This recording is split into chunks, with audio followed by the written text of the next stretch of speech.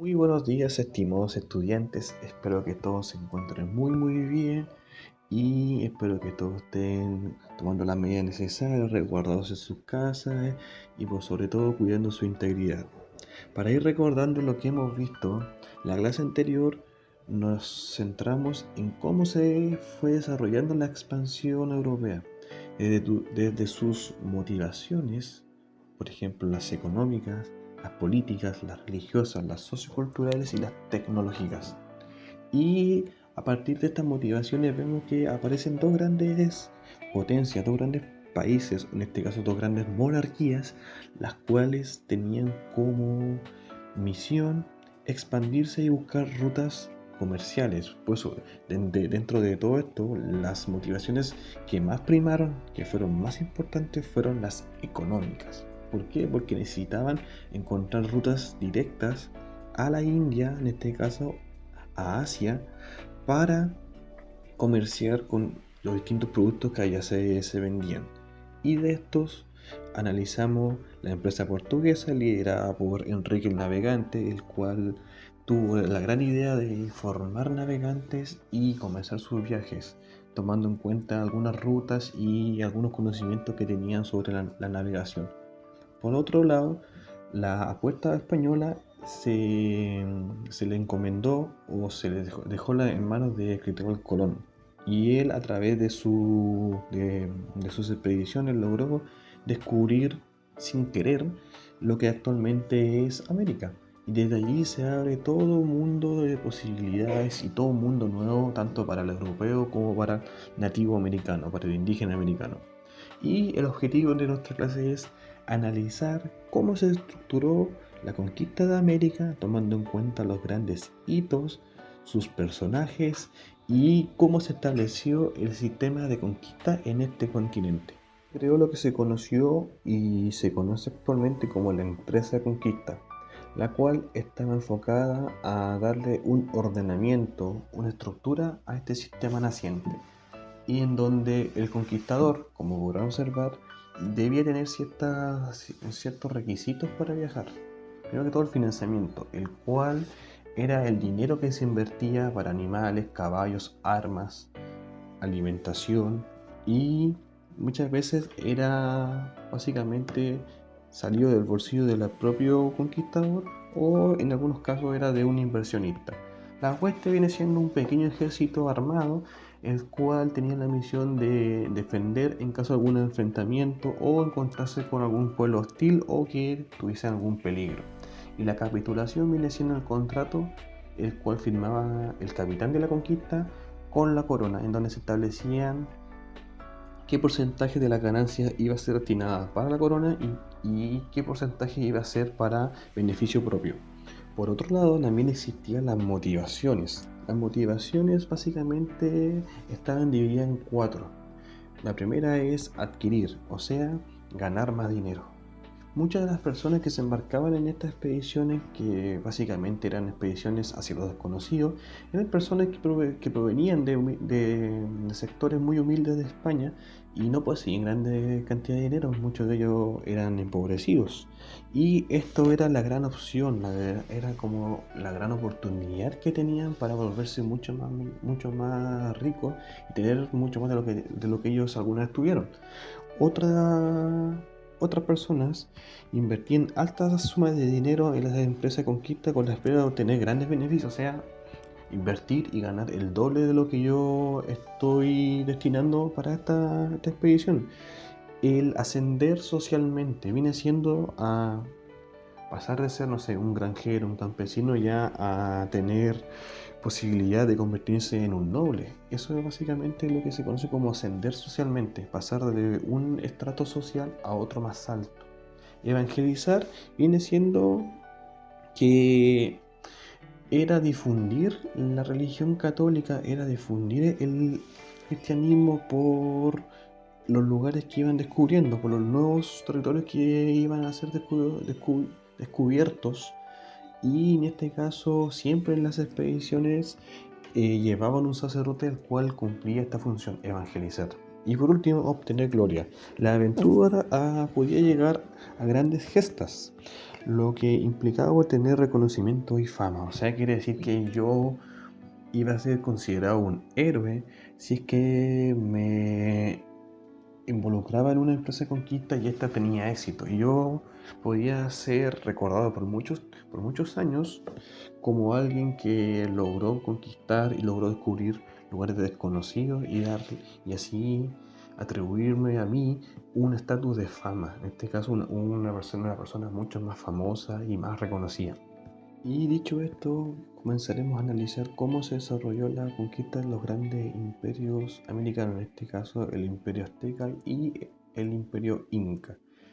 Uno de los personajes más importantes de esta primera conquista corresponde a Hernán Cortés, el cual tenía la idea, ya que escuchó estando en Cuba un rumor de que más al norte se iba a encontrar con un gran imperio lleno de riquezas, y eso fue lo que motivó a Hernán Cortés a emprender su expedición, siendo que ni siquiera tenía la autorización ni permiso del gobernador de Cuba de aquel entonces, pero de todas maneras zarpó en 1519 desde Cuba, y su primer contacto en las costas mexicanas fueron con los indígenas totonacas, pueblo dominado por los aztecas, los cuales se aliaron a los españoles con el objetivo de liberarse de las cargas impuestas por los aztecas.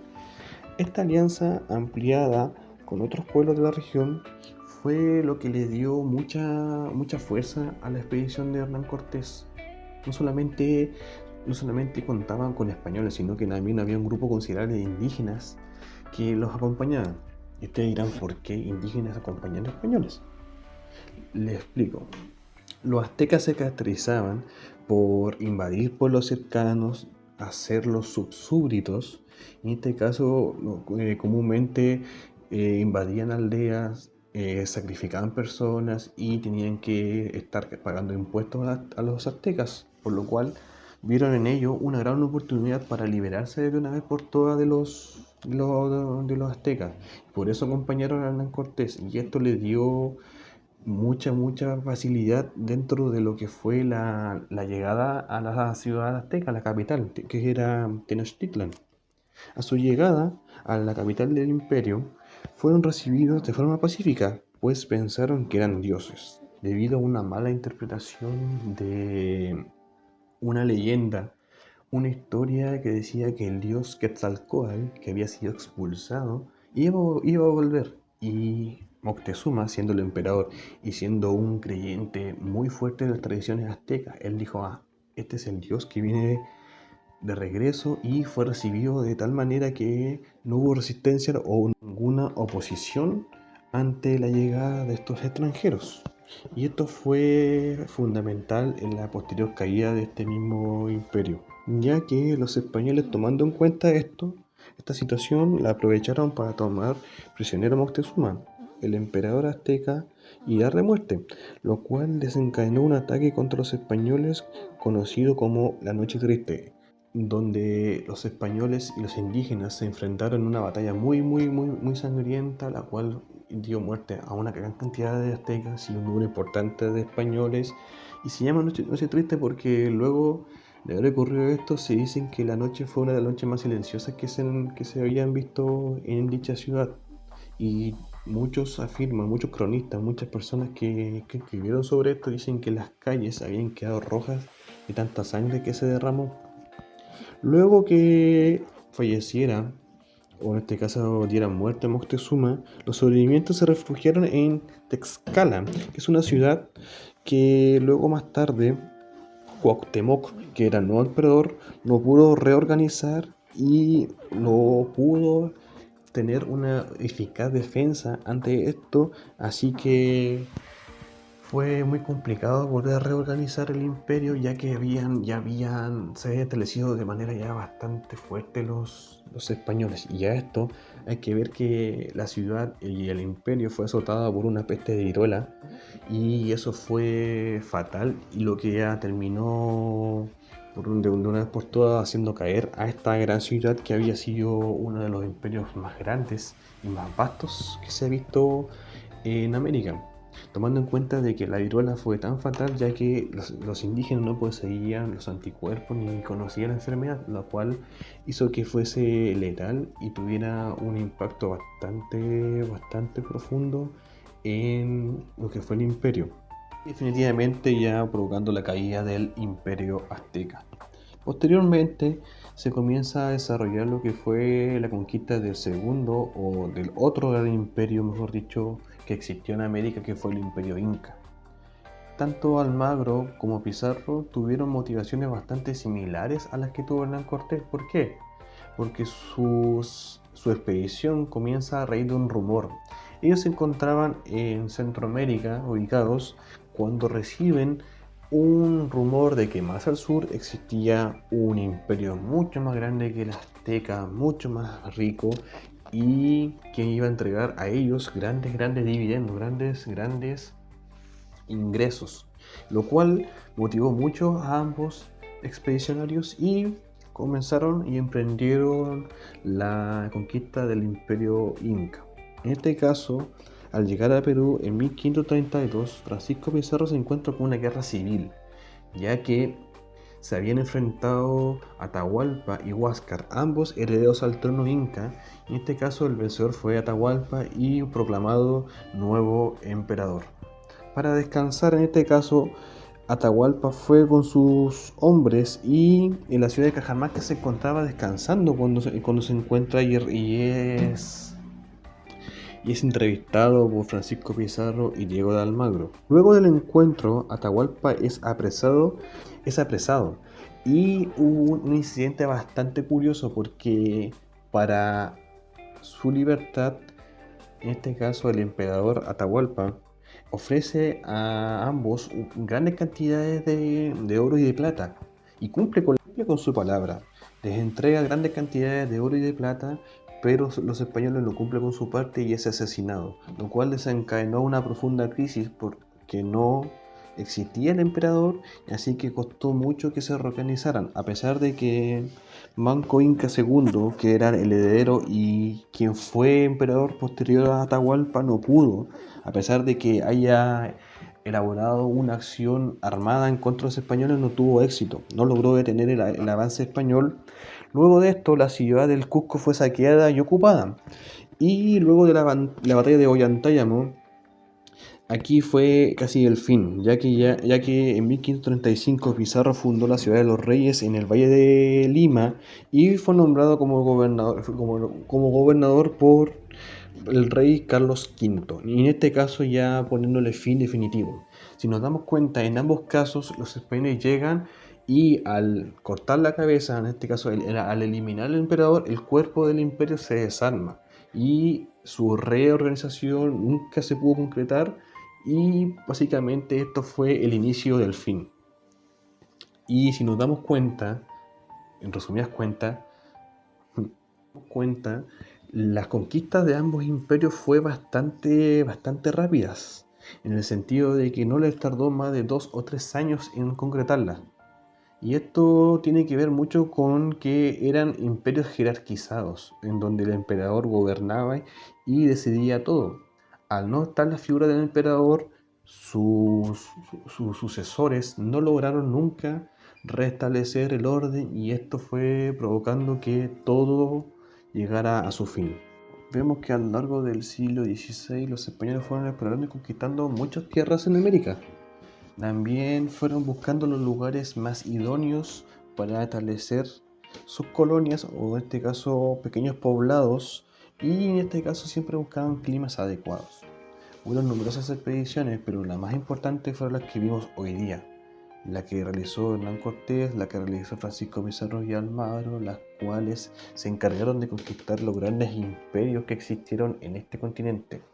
Y, por sobre todo, existió un sistema el cual estaba de tal manera organizado para que todos pudiesen ganar y tener alguna ganancia.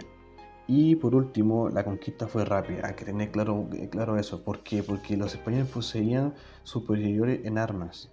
También tenían estrategia, tenían conocimiento militar y la expansión de los enfrentamientos entre más comunes se hacían, provocaban más muertes. Y por último, y aquí hay que tener muy claro que las enfermedades, al no conocerlo los indígenas, o sea, digo no conocer en el sentido de que no existían en ese tiempo ni los resfríos, ni la viruela, ni la salmonela, ni nada de esas enfermedades que actualmente son muy comunes y ya tienen su cura, existían, así que eso fue provocando el fin y muchas muertes para los indígenas, tanto aztecas como incas.